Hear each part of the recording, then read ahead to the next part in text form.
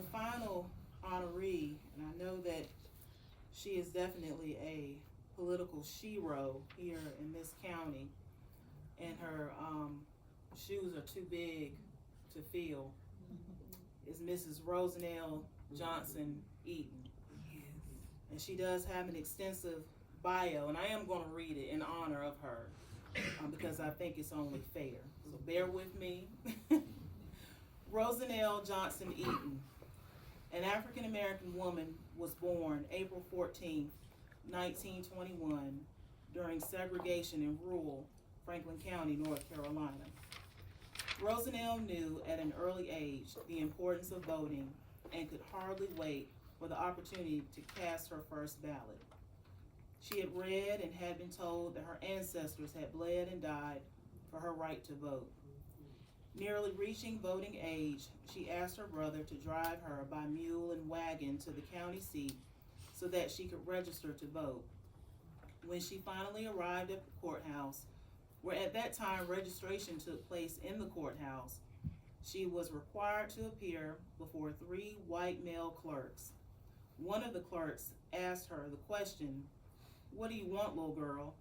Rosanell replied, "I want to register so that when the time comes, I will be able to vote."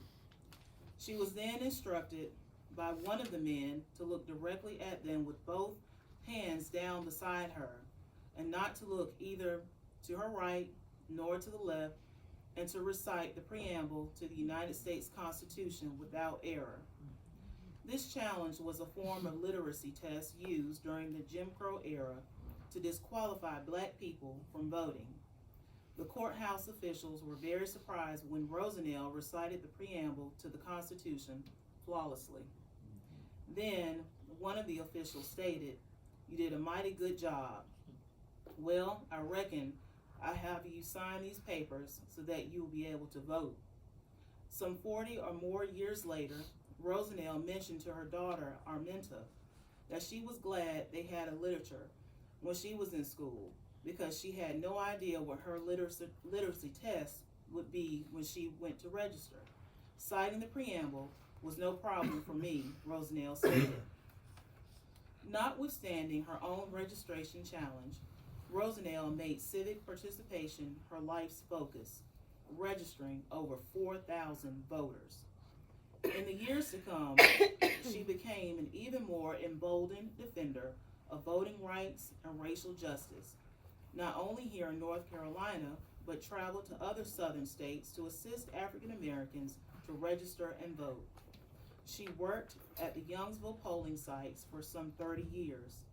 She was the first African American in Franklin County to be appointed to serve as a North Carolina Special Voter Registration Commissioner for Franklin County for 20 years. In that time period in North Carolina, in order to register to vote, either a registration commissioner had to register you or you had to go to the courthouse to get registered.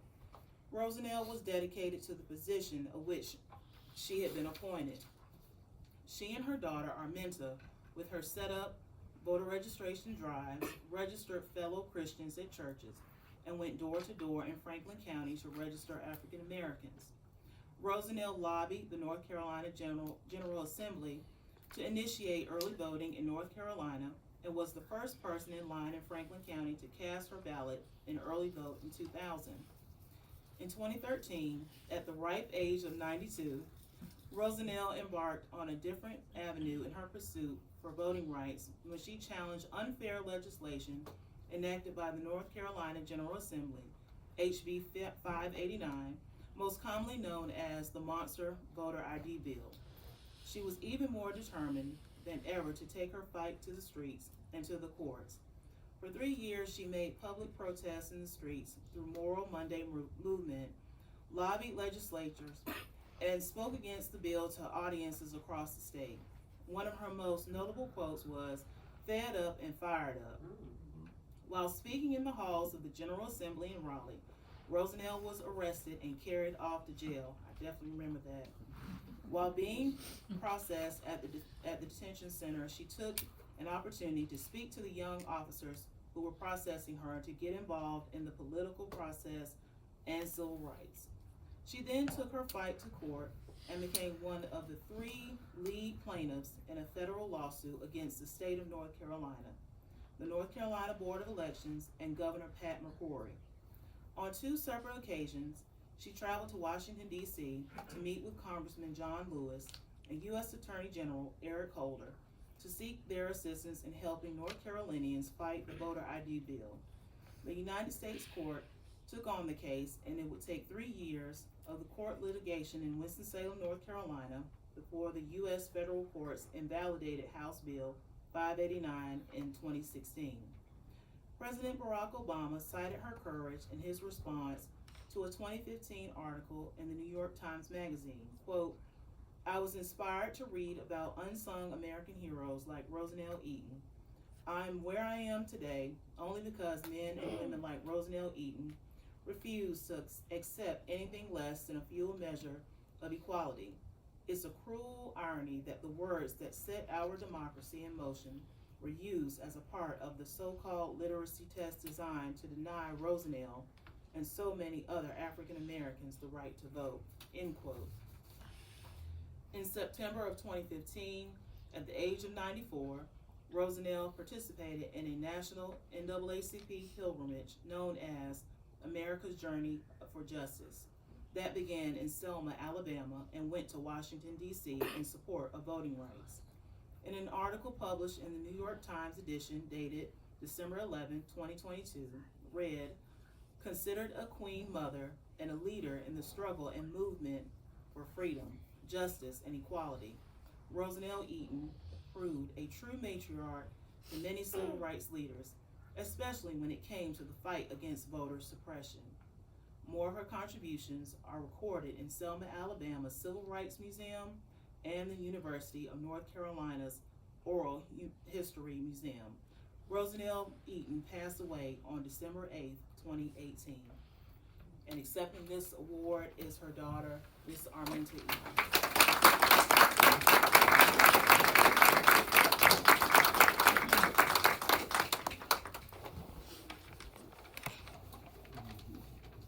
The certificate of recognition reads, the African American Caucus of Franklin County, North Carolina, proudly presents the family of Miss Rosanell Eaton this certificate on the 12th day of February 2026, an honorary recognition for making history as an African American trailblazer who broke barriers in our county as the queen of voting and civil rights activism in Franklin County.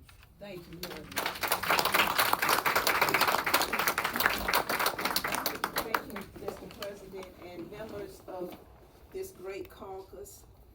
If my mother were here today, she would just be so proud. Not necessarily to receive this award, she would be.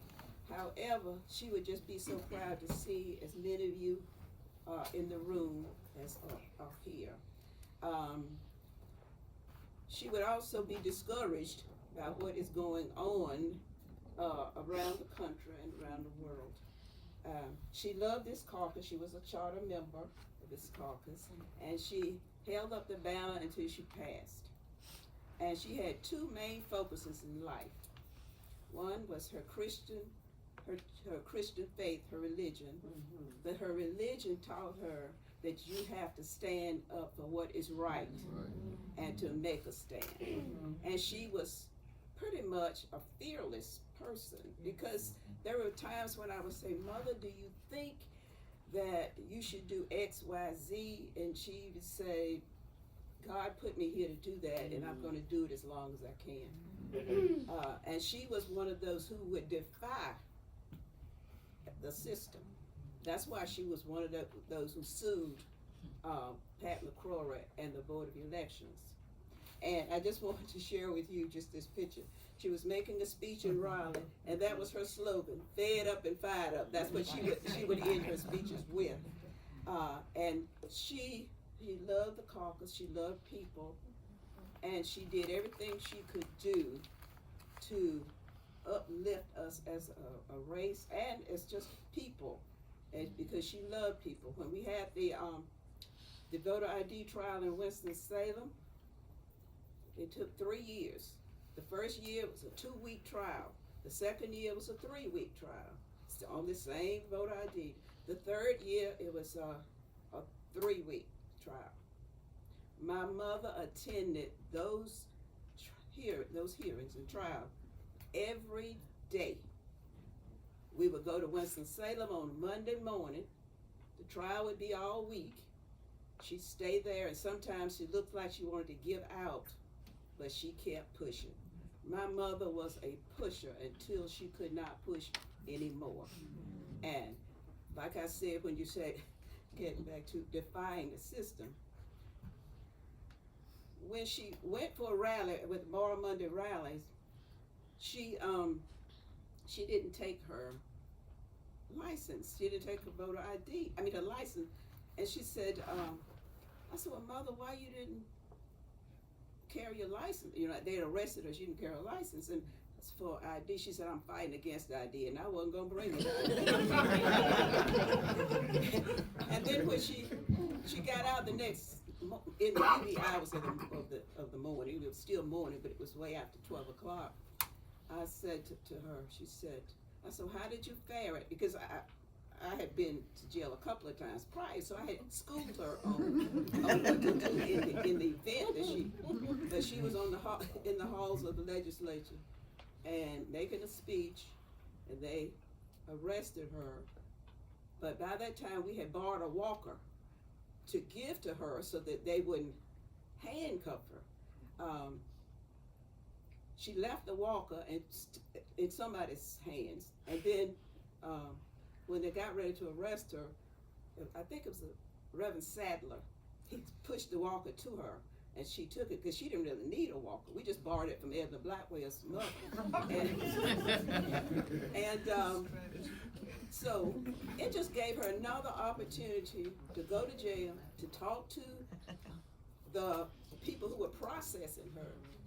And so when she left, it said, well, Miss Eaton, you sure told us a lot. We're going to do better. I said, yeah. She said, yes, get involved.